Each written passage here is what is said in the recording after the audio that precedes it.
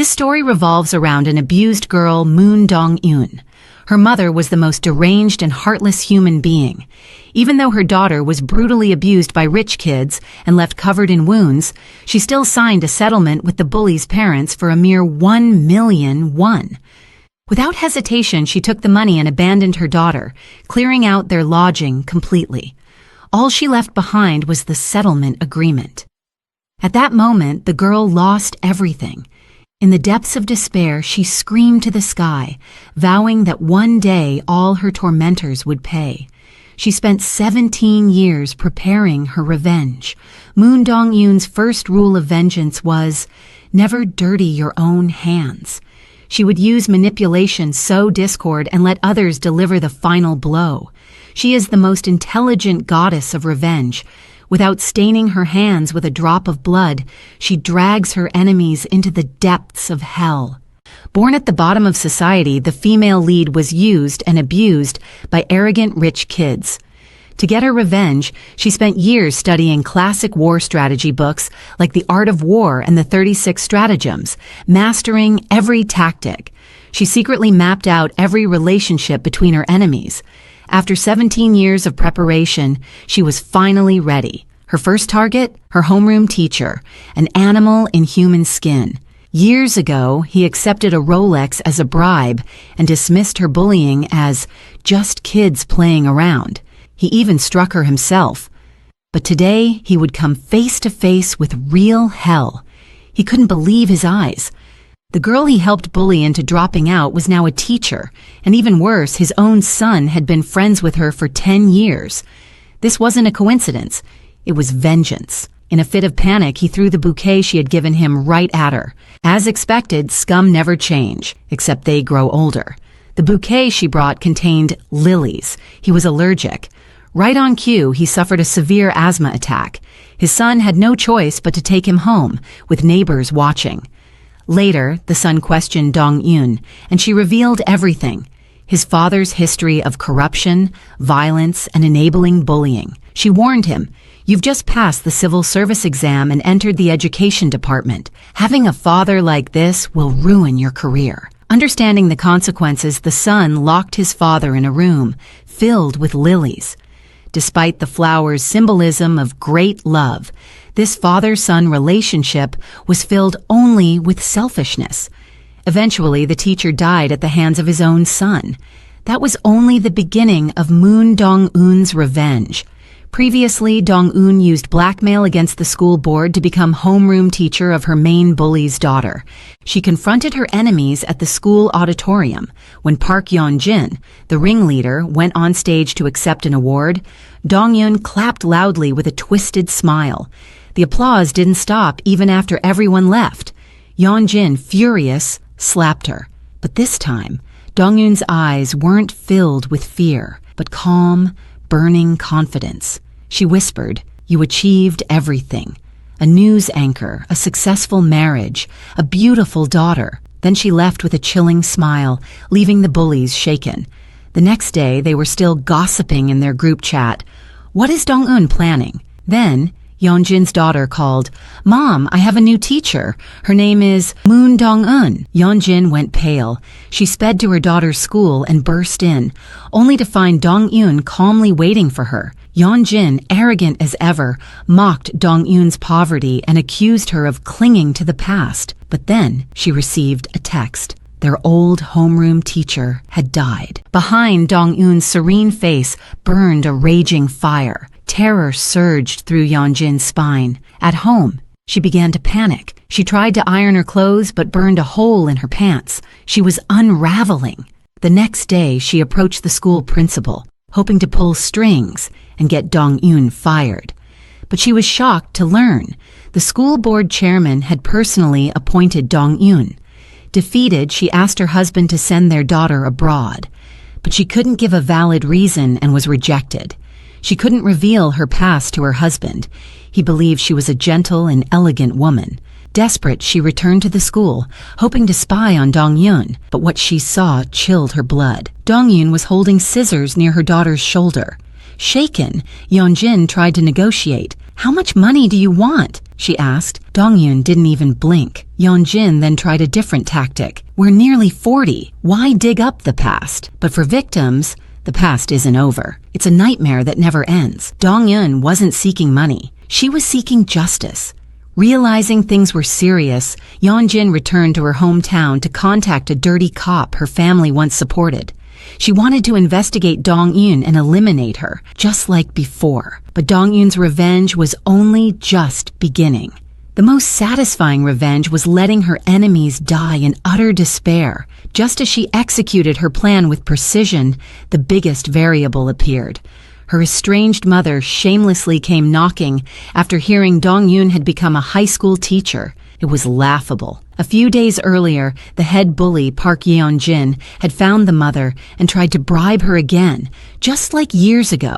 And once again, this mother didn't hesitate. As long as the price was right, she would betray her daughter again. She took the money, did her makeup and hair, and shamelessly moved into Dong-yoon's place, ignoring her daughter's feelings entirely. Dong-yoon could only sigh helplessly. What could she do with a mother like this? While Dong-yoon was away, the mother and her much younger boyfriend began scheming. Using the contact list Yeon-jin gave her, she started calling parents to extort bribes. And just like that, a group of furious parents surrounded Dong-yoon at school. Only then did Dong-yoon realize that her mother had once again teamed up with her enemy. Dong-yoon stormed into her home, only to find her mother embracing one of the bribing parents, accepting gifts for her betrayal. The rage boiled over. She grabbed scissors, picked up the leather bag, and shredded it to pieces. No matter how her mother begged, Dong-yoon was done. She was cutting the final emotional tie between them. Blood spilled, from shock to sorrow to hatred. Dong-eun felt it all. She had once thought about revenge on her mother, but never acted. Even her mom's name in her phone was still saved as Mom. But now she gave up on that last sliver of hope. She returned to her car, completely broken. A few days later, Dong-yoon came back and told her mother to get out. But the mother tried guilt-tripping her with twisted concepts of love. So Dong-yoon filled the house with gas and lit a match. Flames engulfed the room. Dong-yoon began sweating and gasping for air, while her mother laughed hysterically, thinking she had the upper hand. But she didn't realize these flames were not just consuming the room, but burning away Dong-yoon's final attachment to her. The next day, the surveillance footage of the fire reached a psychiatrist. When questioned, the mother tried to deny having any mental illness, but every response she gave only confirmed her psychosis. Dong-yoon handed over a signed medical certificate and admission form. Years ago, her mother destroyed her daughter's life with a signature. Now, Dong-yoon used a signature to condemn her mother to a lifetime in a psychiatric ward. You love pretending to be crazy? Fine, you can go mad forever. And just like that, the woman who once sold her daughter for profit was confined forever. Her next target, Sun Ma-yong-oh, the most violent of her tormentors. He beat her the most, insulted her the most, and lived like a servant to the rich kids. After years of being abused by his own so-called friends, he dreamed of escaping with money. Dong-yoon approached him and offered a deal. In exchange for secrets about the bullying group, he could get dirt on Yeon-jin, specifically her involvement in the suspicious death of another student 18 years ago. Sun Myung-oh thought he was about to strike gold, but he had fallen into Dong-yoon's trap. Following her instructions, he visited a hospital and discovered the victim's body was still preserved, meaning the case was still under investigation. Feeling cocky, he stole valuables from Jeon Jae-jun, one of the bullies, and bought a one-way ticket abroad. Before leaving, he planned to blackmail Yeon-jin with a recording. But before he could finish, Yeon-jin discovered the recording device. She realized he knew about her murder, and the evidence was in his pocket. Cold and ruthless, Yeon-jin killed him. Then she called the corrupt cop to dispose of the body, but this time, the cop hid it in a secret location, in case he needed leverage later. Dong-yoon lost contact with Myung-oh and suspected he was dead. She remembered. He bought a ticket, but never boarded the flight. Someone like him would have at least asked for a refund. Before his disappearance, Myung-oh had given Dong-eun a crucial item, Yeonjin's student ID, found at the crime scene 18 years ago. And that's when Dong-eun's next target emerged, Lee Sa-ra, the drug-addicted pastor's daughter who once burned Dong-eun with a curling iron. Lee Sa-ra had an obvious weakness. She was a drug addict and the daughter of a respected pastor. With her supplier gone, police had classified his death as a drug case. Lee Sa-ra panicked, fearing it would lead back to her. Her only option was to enter rehab. Spoiled and entitled, she couldn't endure the pain of withdrawal. She cried, screamed, and begged to be sent to a country with looser laws. Rehab was hell. Her body felt like it was being eaten by ants. Then one day she got a text from a stranger. A stash of drugs was hidden in a construction site church. Come now. She couldn't resist. Under the cross, the pastor's daughter gave in to temptation. At the same time, Dong-eun texted the entire church community. Come witness the truth. Soon the place was packed. Everyone saw Lee Sa-ra in her lowest state, disgraced and humiliated. But her punishment had only just begun. Meanwhile, Dong-eun had already published a scandal article about a certain weather anchor implying bullying and murder. Though not named, it was clearly pointing to Park Yeonjin. Online sleuths quickly connected the dots. Yeonjin's phone exploded with messages. How will you handle this? Her reputation tanked. Her husband's business faced backlash. Lawyers begged her to apologize, but Yeonjin had other plans. She contacted a familiar journalist and leaked dirt on Lee Sa-ra's tax evasion and 18 years of drug abuse. Suddenly, the narrative shifted. Now it was Sa-ra, the drug addict tax evader, who was trending. But Yeonjin forgot one thing, and that was a person named Choi Hye-jong. Her next target was Choi Hye-jong, the gold digger flight attendant. Once poor like Dong-eun, she had bullied her even more viciously to fit in with the elite. Now engaged to a rich heir, she pretended to be innocent. But his mother saw through her, demanding credit reports, gynecological checks, and questioning her past. Suddenly, Dong-eun appeared, and the mother treated her like a real daughter-in-law. Hye-jong was stunned. She begged Dong-eun not to reveal her past. But Dong-eun had already swapped her phone using an agent, unlocking it with her gesture code. Inside were countless intimate photos with various men. Crushed, Hye-jong dropped to her knees. But Dong-eun didn't fall for her crocodile tears. Hye-jong gave up her fake persona. She decided to seduce the rich heir directly, only to be crushed again. For years, Hye-jong had been humiliated by Yeonjin and Sa-ra. She discovered a scandalous video of Sa-ra and Myung-oh and leaked it during the funeral. Now, enemies turned on each other. Eventually, Sa-ra was arrested for drug use, tax evasion, and possibly murder. Hye-jong survived an attack, but lost her voice. Doctors said recovery was possible, but her dream of marrying rich was gone. And the man named Jeon Jae-jun, whom she had loved, threw her out. He had only used her to get information from Myung-oh's tablet. In it was a recording of Yeonjin and Myung-oh discussing the victim's death. With this evidence, Yeonjin could be charged with murder. And Jeon Jae-jun, he had a secret daughter and needed a stepmother for a custody case. He lured Hye-jong in, only to discard her once he had the evidence. Broken and betrayed, Hye-jong realized her entire life had crumbled. As Sa-ra once said, she was just a cheap toy for the rich. Now the bullying group was falling apart, dead, jailed, or disgraced. Dong-eun had all the leverage. She now had enough ammo to attack Yeonjin from all sides. And there was still one final card to play, Yeonjin's daughter. Dong-eun suspected the girl had color blindness, a condition that was likely genetic. But her legal father wasn't colorblind. The man who was, Jeon Jae-jun, Yeonjin's old flame.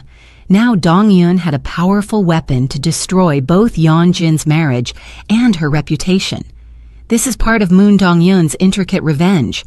Previously, we saw how she was bullied in high school.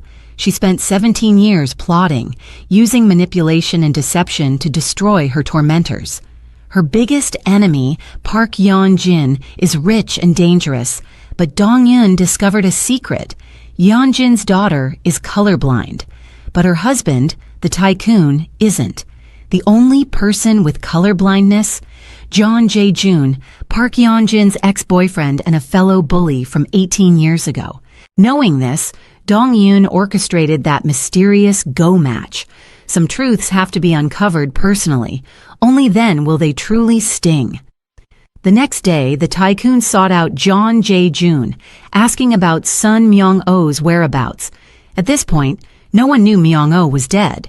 John also hadn't heard from him. But the tycoon noticed something odd. John's brand of cigarettes and the way he held them were identical to his wife's. Suspicion sparked. Back home, he looked through old wedding photos. Son Myung-oh wasn't in any of them. He asked his wife casually where that man was. Her hesitation was telling. He had always seen Yeonjin as a beautiful vase. Now he saw the cracks. Then Dong-eun mailed him something else. A toothbrush. Yeonjin's daughter's toothbrush. The paternity test result came in, 99% match with John Jae-joon. All this time he'd been raising another man's daughter. He was devastated, but conflicted. The child was sweet and innocent. He still loved her. When they met, the girl tried adjusting her collar, but she hesitated. She couldn't see colors. Watching this, John ran to her and hugged her tightly. Now he wanted custody, but not from fatherly love, from possessiveness. He saw the girl as his, a prized possession. But when he brought in lawyers, they told him he had no legal rights, unless Yeonjin divorced her husband and he married her. The idea of marriage horrified him, but the obsession consumed him. He choked Yeonjin in rage, then kissed her passionately, thinking he could win her back like some domineering CEO in a drama. But Yeonjin had no intention of giving up her luxury life with the tycoon. She only agreed to keep his secret. Dong-eun revealed her scars to the tycoon. Though he already knew her story, seeing the wounds shocked him. He feared divorce would ruin his company and cost him custody. Keeping Yeonjin was a strategic choice, but Dong-eun had another card to play. John Jae-joon. She caught a teacher secretly photographing young girls at school. She didn't tell the tycoon. She told John. She knew only his rage could start a storm. John rushed to the school and beat the man bloody. The scandal went public, and the tycoon only learned of it from someone else. Angry, he went to the police station. John added fuel to the fire, mocking him, calling him powerless. Humiliated, the tycoon punched him, losing all composure. After this, he moved his daughter to his mother's house to protect her. Yeonjin confronted him, but he had no patience left. Days later, Dong-eun held a parent-teacher meeting. Both the tycoon and John Jae-joon showed up, two fathers in the same room. Tension was thick. At that moment, the woman the tycoon had longed for appeared, Moon Dong-eun, and it hit him. Their meeting was never coincidence. It was strategy. To find the truth, he needed to talk to Choi Hye-jong. She had once been turned by Dong-eun, and now, lured by her mess, she spilled everything. Now, the tycoon saw clearly. He had been a pawn in Dong-eun's revenge all along, and the woman he had shared a bed with for 10 years was a monster. When he confronted Yeonjin, she brushed it off. That's just the past. Let it go. But the tycoon had had enough. She tried shifting blame, but he stared silently. He now knows her truth. Subscribe to Movie Girl for Part 2 of Moon Dong-eun's Revenge.